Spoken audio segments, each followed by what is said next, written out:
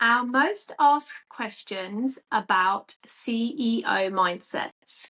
Hello, my name is Anna Lagrange and I'm one half of Baba Business, the Birth and Baby Business Academy. And my name is Liz Stamford and I'm the other half of Baba Business, the community membership for birth and baby business owners. So juicy, building a CEO mindset. I think sometimes when we say phrases like this, there's probably some birth and baby business owners thinking, oh, why would I need to have a CEO mindset for my business? And often that is even part of the problem, because there is this kind of there is this theme, I guess, where, because a lot of us are women and a lot of us are mothers, we kind of sideline our businesses a little bit, and we certainly don't give them the same love and tender care often as we would if we were like working in the corporate world, for instance, where you've got to show up at a certain time for a certain amount of hours and put in a certain level of effort, and it's got to be one of your main priorities. So I think in order to really even start to have this mindset, you've got to shift that bit. To even start thinking about having a CEO mindset, you've got to shift. If you have that other perspective, you've got to shift it into making business a priority first off. But I thought that was just as a side note, but we do have some questions here. So do you want to? Yeah, we do. Yeah. So, well, this is kind of on that topic, because I think some people won't know what we mean by a CEO mindset or why it's important. So this first question is, what is the difference between working in my business to working on my business? So I suppose the best way of describing this, and there was another question that was a little bit similar, which said, how do I stop being having just an instructor mindset and have like a business owner mindset? And that's what it is. The thing is, when we do include business training in our training courses, but still, when people come into this, they don't think about that side of things unless they've got a business background already. Generally, they're just thinking about the reason they're doing it and the fact that they want to work in their local community or however it is they want to work, supporting families or families to be. And they don't really think about this other side of things. So, and then obviously when you're first starting off, it's very busy, isn't it? You're doing all these different roles and you're working, you're just getting the steps done.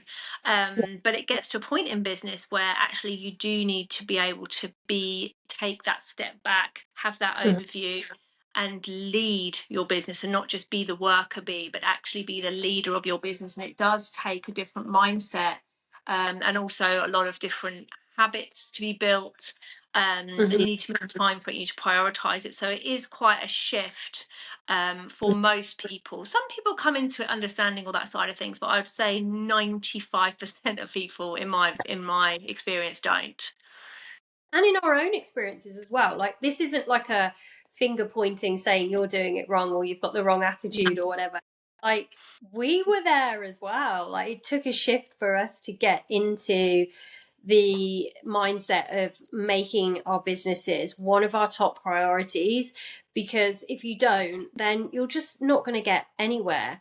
And I think on this kind of working in my business, working on my business, the way that I kind of think, shift it in my mind, the difference is if I'm working in my business, it feels very much like you're doing, and you're like firefighting, so it's like something comes in, you deal with it. You're kind of, you're still booking your classic, let's say you've got a group class, you're still booking that right up to the last minute and you're not thinking about the next one. Whereas when you start to cultivate more of a CEO mindset, you're thinking further into the future. You're planning, you've got your vision, you've got your mission, you've got your values. You prioritize, as I've said, like, already about 6 times in this podcast, you prioritize your business like you would prioritize a job. If you want it to make an income for you, that's what you've got to do.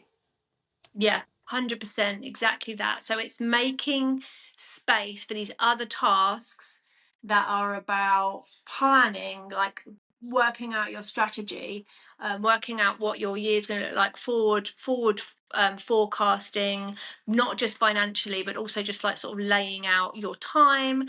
And yeah, like you say, not just like, oh well, I've got to start a course next week, I better start sharing it. Like, hopefully Yeah. you've got a strategy and a plan behind that.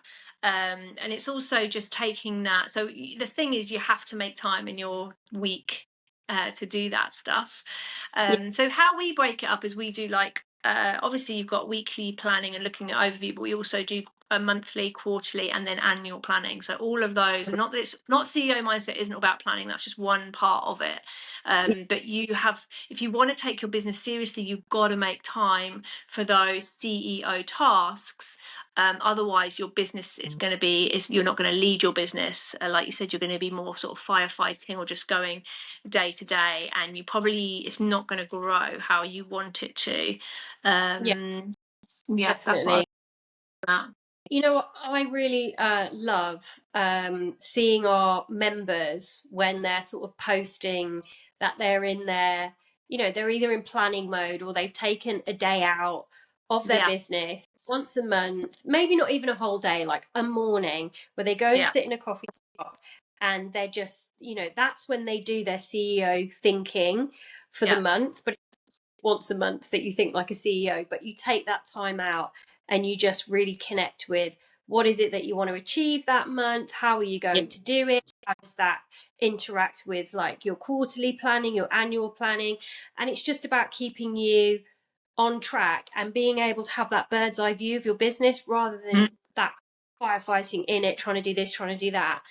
yeah. So definitely there is a difference, and I think once it clicks with you, once that CEO mindset starts to click with you, it makes such a difference Mm. in this. So the next question I think is really important and ties in really well is what daily habits help me shift into a CEO Yeah. mindset? And we love all this stuff, don't we? So we've got the Baba Rituals, which is part of it's like one of our frameworks that we offer at within the membership, and that can really help you to become the business owner that you want to be. You know, so we're talking like adopting practices which don't take up all of your day, which do require you know a little bit of effort, but are also Mm. enjoyable. I often think we put things off that we know are good for us. It's sort of like a, you know, like we're, oh, what's the word, where we're kind of, you know, we're almost trying to make ourselves fail. It's like that self-fulfilling prophecy. It's like, you know, we almost don't believe that we're going to have these successful businesses, so you know, what's the point in doing all these little practices? But things like affirmations, journaling, Mm. visualization, Yeah, uh things like somatic practices like yeah, breath work, yeah. movement, or all of those things we know will really help to shift you into that CEO mindset. What's your favorite one, Anna? Like, I don't know. Mm. Well, it varies. Right now, I'm just doing a lot of meditation. I say Yeah. just, but I am doing a lot of meditation. I think journaling is extremely useful. We both did a lot of journaling when we first started in business, and we still have it as a practice now. I think it's okay for your practices to shift and flow as long as Yeah. you're doing something that works for you. And it's not just about sort of, look, there's so many different ways of using the rituals. Partly, I think it's useful for things like, you know, connecting with your why, connecting with your goals, you know, manifesting Mm-hmm. what it is in your business. But actually, what's really important as a business owner as well is having, just trying to have nervous system tools that are going to keep your nervous system as regulated as possible, especially for those of us who are, which is probably all of us, overwhelmed by all the juggle of our lives, of parenting, or you know what other things you're doing. Perhaps you've got a job, um, another job, Yeah. you know, whatever it is, we're often very overstretched and overwhelmed. And so, as well as being kind of business tools for that side of things, it can be really useful for our own personal well-being as well. And I think you're right. I think sometimes we might look at it as like skiving off work or something that Yeah. doesn't isn't productive, but Mm-hmm. actually it's almost more, not more important, because you have to do all the action stuff as well, but it's Yeah. as important. And these rituals, these little habits that you add into your day should be a business task, and you should count them as Yeah. such.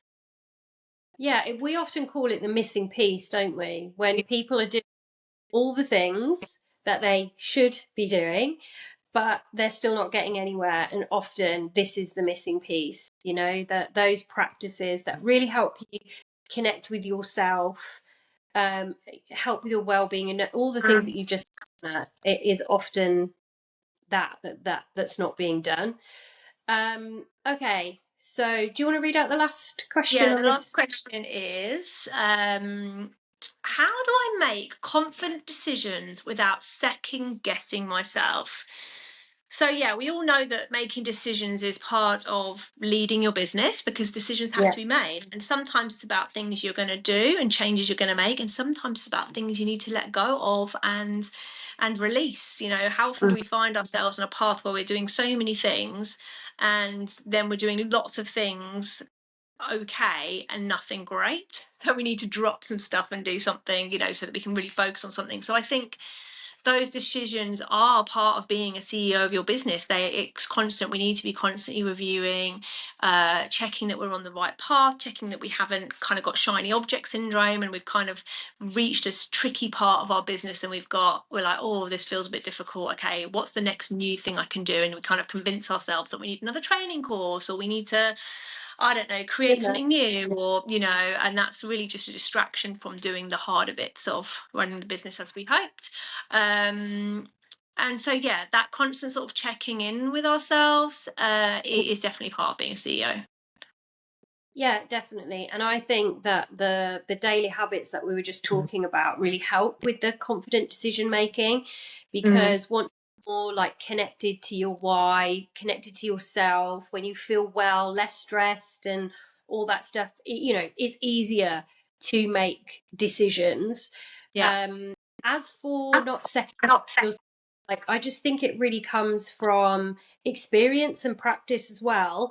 But also, if you do make a decision and it turns out to not have been the best decision, then there's no harm in that, because we literally learn from everything that we do in our businesses. Like, Yeah. mistakes are our friend.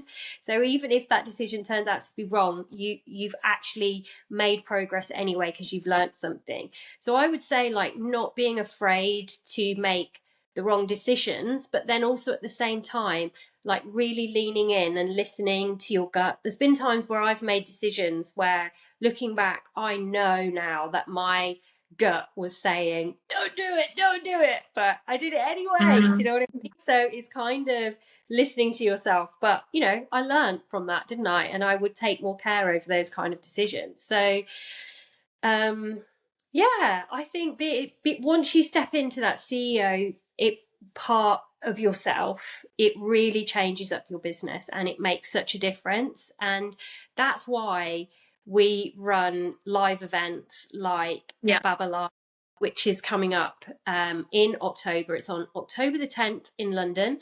We ran Baba Live earlier on in the year in February, and it was a raging success, if we do say so Yeah. ourselves. We really enjoyed it. The attendees really enjoyed it. They got a lot from it. So we would love you to step into your CEO, that CEO part of you, and come along and join us for a day. And honestly, you will walk away feeling like the CEO Yeah. that you never thought you could be. Yeah, you really will. So come and join us in London on the 10th of October. And if you enjoyed this episode, please leave us a review, subscribe to our YouTube channel, share it with anybody who you think would also enjoy it. And we'll see you next week. Bye. Bye.